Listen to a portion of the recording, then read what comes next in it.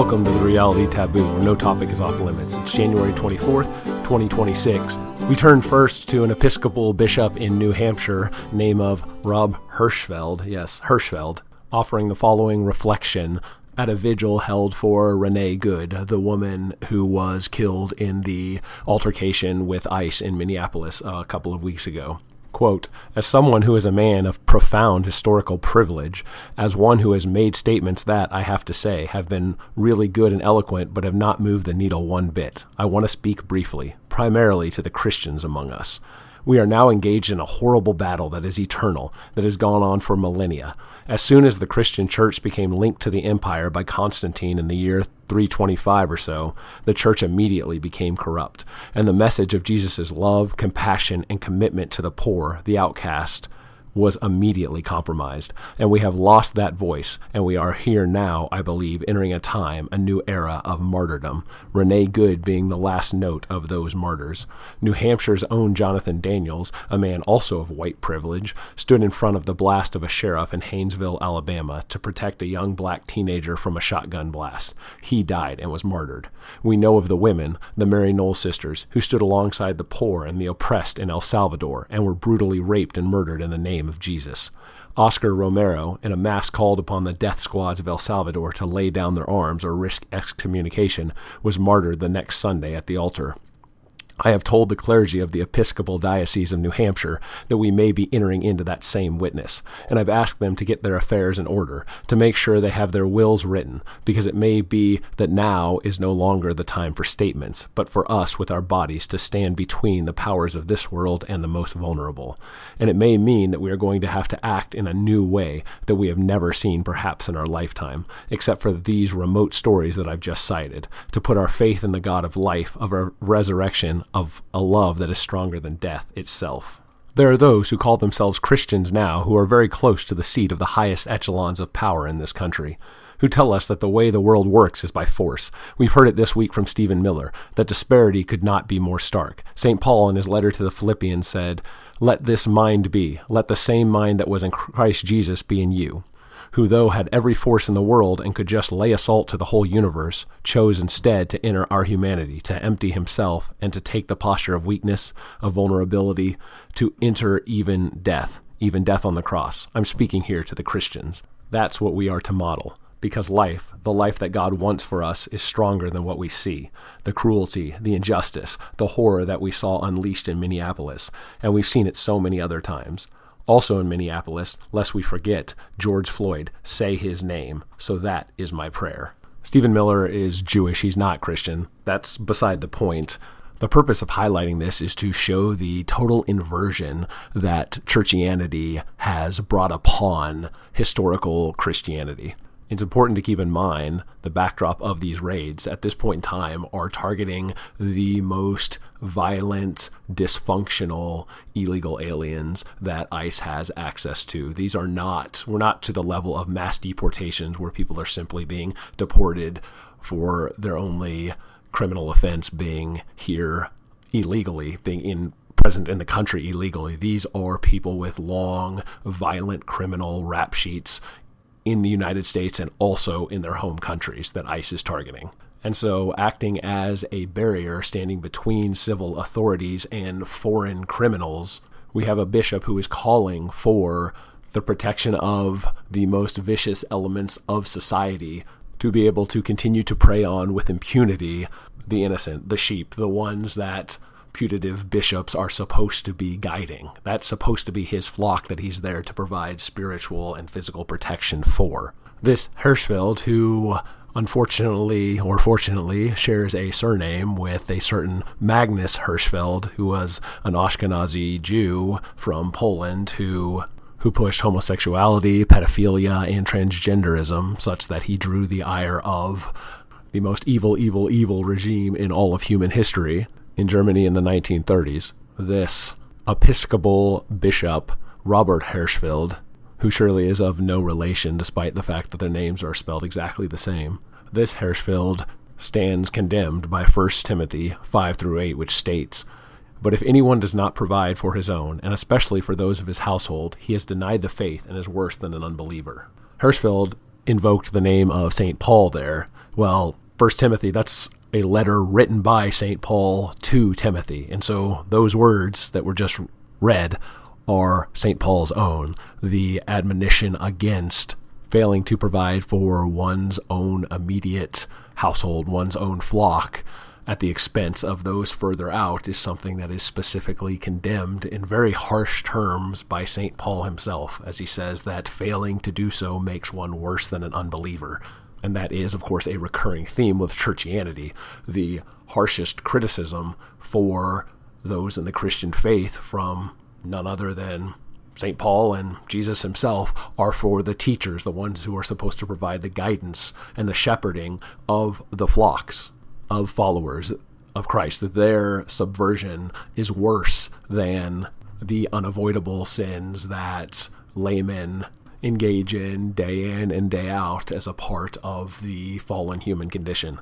And this position is not one that is being espoused just by some Episcopalian in New England, turning now to the epicenter of the ICE action and the contentions flaring around the attempt to enforce immigration laws in the United States.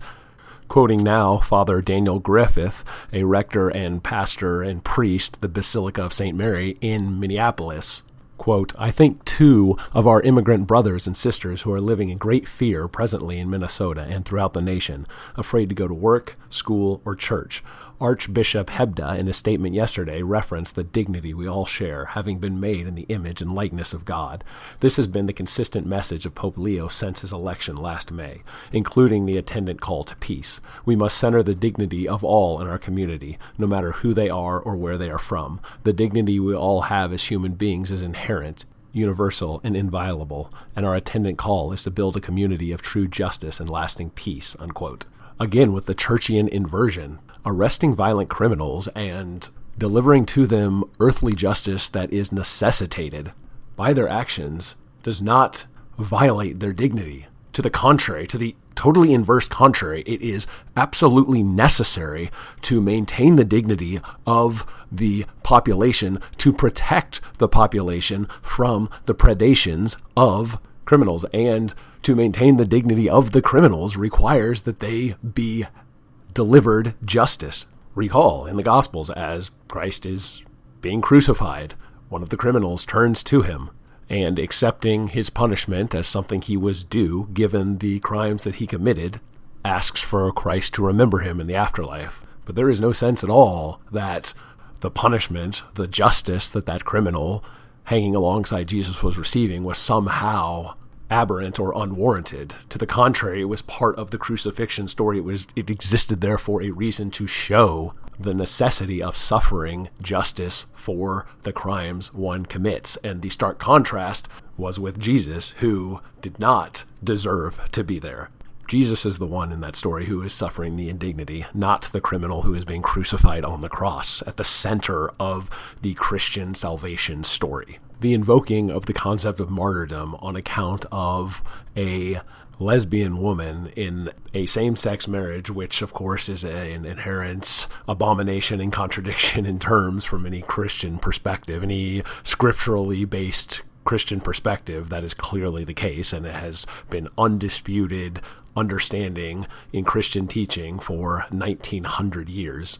To imagine Justin Martyr having been martyred on account of trying to defend the ability of Muslims to invade Christian, or rapidly becoming formerly Christian lands, well, that imagining is quite an inversion indeed. And so to contrast the Churchian current year Catholic Church priests and archbishops all the way up the clerical line taking the side of a lesbian activist trying to run cover for Islamic invading criminals preying on the native Christian population, I turn to a speech delivered by Pope Urban II at the Council of Clermont in 1095. Yes, the Pope we are going to be referencing here predates the current Pope, Leo, who the Catholic priests invoked the name of as standing in solidarity with him in his defense of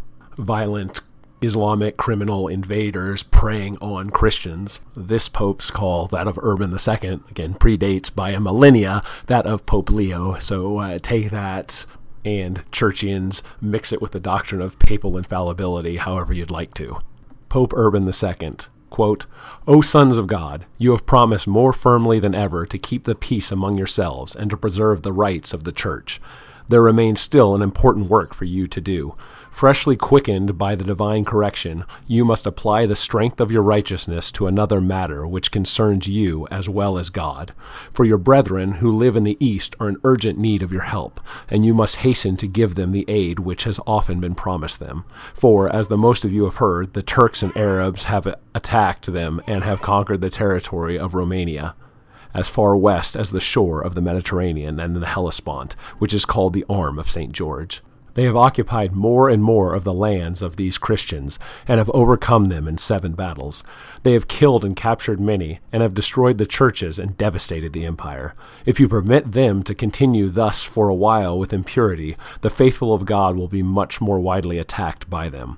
On this account I, or rather the Lord, beseech you as Christ's heralds to publish this everywhere and to persuade all people of whatever rank, foot soldiers and knights, poor and rich, to carry aid promptly to those Christians and to destroy that vile race from the lands of our friends. I say this to those who are present. It is meant also for those who are absent. Moreover, Christ commands it. All who die by the way, whether by land or by sea, or in battle against the pagans, shall have immediate remission of sins. This I grant them through the power of God with which I am invested. Oh, what a disgrace if such a despised and base race, which worships demons, should conquer a people which has the faith of omnipotent God and is made glorious with the name of Christ. With what reproaches will the Lord overwhelm us if you do not aid those who, with us, profess the Christian religion? Let those who have been accustomed unjustly to wage private warfare against the faithful now go against the infidels, and end with victory this war which should have been begun long ago. Let those who for a long time have been robbers now become knights. Let those who have been fighting against their brothers and relatives now fight in a proper way against the barbarians. Let those who have been serving as mercenaries for small pay now obtain the eternal reward. Let those who have been wearing themselves out in both body and soul now work for a double honor. Behold, on this side will be the sorrowful and poor, on that the rich, on this side the enemies of the Lord, on that his friends. Let those who go not put off the journey, but rent their lands and collect money for their expenses. And as soon as winter is over and spring comes, let them eagerly set out on the way with God as their guide." Unquote. Instead of calling on good Christians to sacrifice themselves to allow invading non-Christians to plunder other innocent Christians, as the modern church, Churchianity, now does at virtually every rank in its hierarchy, every node in the institutional power structure of the corrupt Churchian institutional landscape. We had 1,000 years in the past a much more vigorous, unapologetic Christianity promising a way for layman sinners to make amends for their petty and venal sins and criminality, and instead devote their energies to the righteous cause of defending innocent practicing Christians from the predations and depredations of their Muslim persecutors. In the case of illegal aliens from Central and South America, many of whom are at least nominally Christian, the Christian response to secular immigration enforcement can be a little more nuanced. But in this particular case, in Minneapolis, with mostly Somali, African, Islamic immigrants illegally present in the country, the inversion of Churchianity today with Christianity in the past could not be any more stark. And moderns in the West have been conditioned to react in horror, to recoil, to have allergies to the Crusades as something inherently evil and needing to be apologized for, not in the theological sense apologized for, not defended, but to lay prostrate and ask for forgiveness for. And this is an insidious, recurring pattern that besets those who are resisting the seemingly relentless march of globo-homo cultural revolution. Christians in the West are told that their heritage, what Christians have believed for centuries, for millennia, these things are all problematic. These things are all inherently shameful and bad and need to be condemned and serve as a millstone that is always around the necks of any who would adopt the label of Christian today as a way of being able to, rhetorically and increasingly, physically, literally, as a way of tossing these people into the sea whenever they get uppity, whenever they in any way challenge the prevailing cultural revolution of globo-homo, that if they ever try to stand on the historical heritage and legacy of their Christian faith forged over millennia, that they are immediately dismissed and belittled for doing so because it is so inherently corrupt because of all these things that it has done over the centuries. And the same, in a more secular sense, for heritage Americans, that it's demanded that they apologize for the slave-owning founding fathers that gave birth to the nation, that carved Occidentalism out of a wilderness populated by merciless Indian savages. That the Naturalization Act of 1790, that limited citizenship to free whites of good character, that this is inherently evil, that these were bad, bigoted people. And so any appeal to American heritage, to the constitutional order as a means of stopping the globo-homo cultural revolution, that the bigotry and racism of these founding fathers are another millstone hung around the necks of heritage Americans trying to maintain the country for themselves and their posterity, which a phrase, of course, that comes from the preamble to the Constitution, which was the raison d'etre, the reason for being for the federal government in the first place. It's used, too, to disparage the motivations of the grandchildren and the great-grandchildren who won the Second World War and liberated the Europeans from the iron grip of fascism and Nazism. As the official narrative of the 20th century has it, the sacrifices of thousands of young men who stormed the beaches of Normandy are invoked when those same people aren't condemned in any other context for being white men in the 1940s believing what all other white men in the 1940s believed. The sacrifices of those men are invoked in the service of culturally and demographically uprooting the historic American nation and replacing their beliefs about biological realities and cultural sensibilities about things like same-sex marriage and transgenderism, and more starkly, by actually replacing their descendants with peoples from places that those men who made the ultimate sacrifice would have never wanted to be allowed to move en masse into the West in general and America in particular. And so that is the recurring through line of this insidious pattern that is sucking the life force from Christians and from heritage Americans and from white people more generally. The assertion that all of these beleaguered groups need to make, without deference, without qualification, is that we believe what our forebearers said about you. We do not believe what you say about our forebearers. As Christians, we believe what Christians throughout time have said about Christianity and about Satanism and inversion and Churchianism. We do not believe what the Churchians and the Satanists and the inversionists say about our Christian heritage. As heritage Americans, we believe what the founding fathers said about the nature of the nation and who the nation exists for and how that nation is to be maintained. We do not believe what those who hate the nation, who hate the founding stock of the nation, who hate the descendants of that founding stock, and who take fundamental issue with the validity of the structure and intention of that founding stock in the nation that they crafted, that they created for themselves and their posterity. And we believe what those young men who stormed the beaches of Normandy believe about the nature of the country and diversity and the importance of cultural Christianity and the inherent absurdity of things like gay marriage and transgenderism. And we don't believe what the modern diversicrats say about how problematic the beliefs of these men were, and how the only good thing about them was their sacrifice. These things are asserted, or these things are lost. Shifting gears, man, those predictions we made a few weeks back about what would take place in 2026, they're going to be answered one way or the other by the beginning of March at this rate. Gold closed the week at $4,983, just a hair under that symbolic $5,000 figure. Gold started the year at $4,300.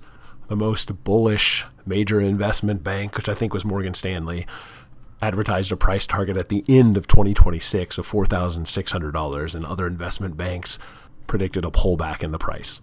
The reasons this seems to be happening are unchanged from what has driven the steady and now accelerating increase in the dollar-denominated price of gold over the last couple of years. And that is the turning away from the US dollar as the global reserve currency. And while that is occurring, Donald Trump is at the World Economic Forum at Davos talking about how the American economy is stronger than it's ever been, and how America is in the catbird seat as the engine of the global economy, because this is where the lion's share, the disproportionate amount of consumption occurs.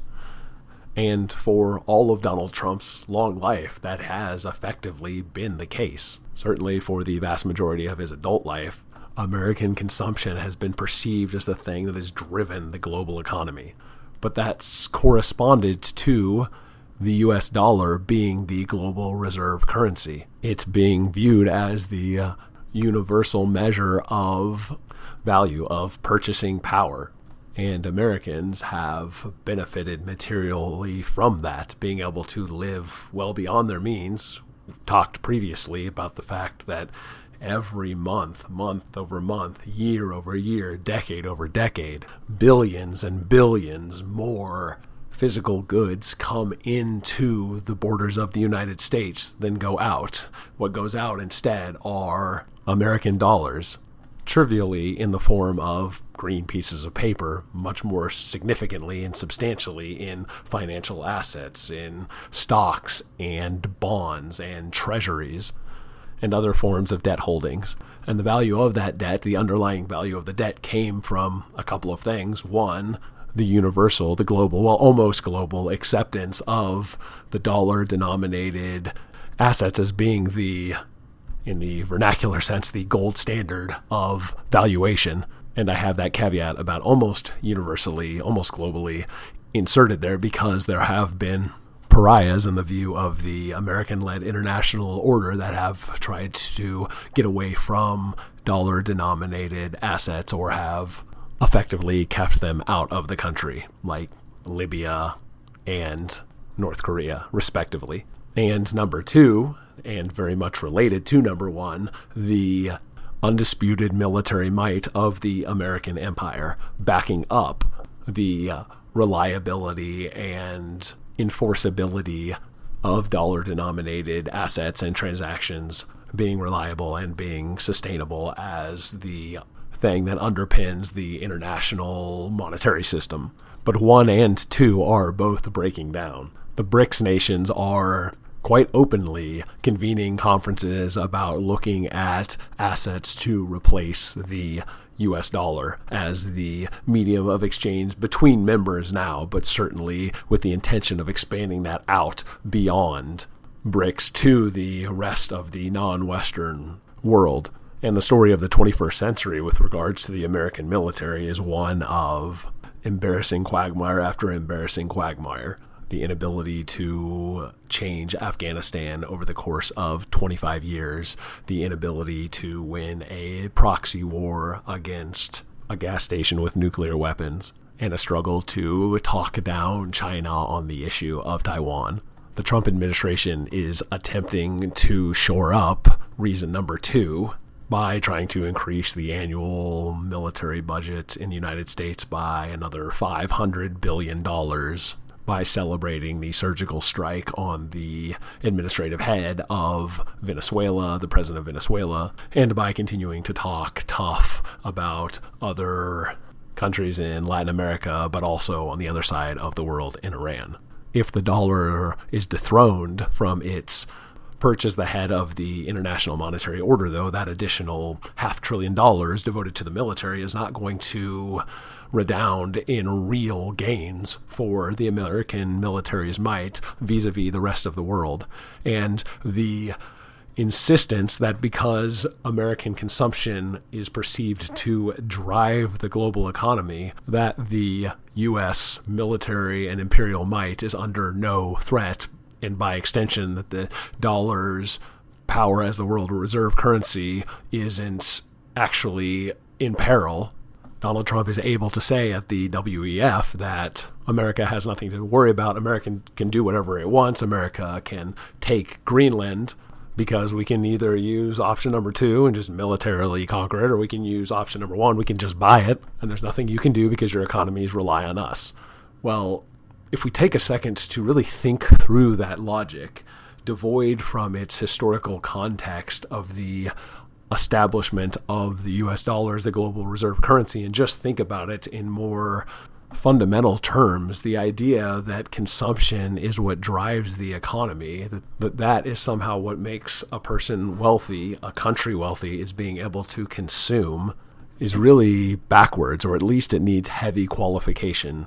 It's like saying at a personal level that as long as you're able to keep swiping your credit card and your line of credit isn't cut off, then your ability to live beyond your means without working at all. Look, I'm not doing anything productive. I'm not producing anything. I'm not saving anything, but I'm driving this economic system because I keep consuming by swiping my credit card, and the debt keeps piling up. But who cares, because I can just take out new credit cards to pay the debt of the old credit cards and consume and consume and consume, and that is driving everything else, and I'm the one who's making all of these things work by consuming. And so on an individual level, I'm an ultimate success story, not the person who is working 70 hours a week, living parsimoniously and saving, because that parsimonious saver has less leisure time and enjoys less material consumption than the person who's swiping the credit card again and again and again to get whatever he wants. Well, that only works as long as credit is extended, and credit in this analogy is the status of the American dollar as the global reserve currency. But when that status goes away, it will be akin to the credit card declining, and then additional credit cards trying to be opened being rejected. And so not only will the prodigal spender who is living on the credit card find that he can no longer fund his lifestyle with the credit card, he will also be on the hook for all the debt and all the interest on that debt that has been piled up. And that is the trillions, the $32 trillion plus debt that we hear referenced with regards to the U.S. government currently. But what about the rest of the world? Their economies are going to crash too, because, yeah, they're the ones producing things, but when Americans aren't going to consume them anymore, then there won't be anyone to consume. I mean, that's the thing that's hard to get in an economy. It's easy to produce nanochips and cell phones and ocean liners and jet engines. It's easy to produce food and textiles and cars and cantinas. These are the easy things to do. The hard thing is being able to use those things. Well, no, what will happen is as demand is reduced, or the ability to realize the demand is reduced in the United States, that demand will be taken up with the relative increased purchasing power of all these producing nations. Instead of Americans consuming Chinese goods on the cheap, Chinese citizens will consume those Chinese goods on the cheap. The drastic reduction in the monetary standard of living that will befall Americans will correspond to a monetary standard of living on the rise, on the increase for these producing nations, because demand is effectively unlimited. People want more than they can ever consume. The limiting factor is on production. It's just up until this point, these producing nations have perceive that they demand US dollar denominated assets more than they demand the physical things that they're producing and giving to Americans. But when that changes and there is no longer that demand for US dollar denominated assets, that demand will go into other things like computers and jetliners and cars and clothes and all of the material goods that make human life in the 21st century what it is. And that process, that reckoning, is one that seems to be well underway. It's still in its early stages, but it seems to me that it has definitively begun, and I suspect that it will not be something that reverses in the coming years, but something that only accelerates in the next several years and decades. That'll do it for us this week. Thanks for listening. We'll talk to you next time.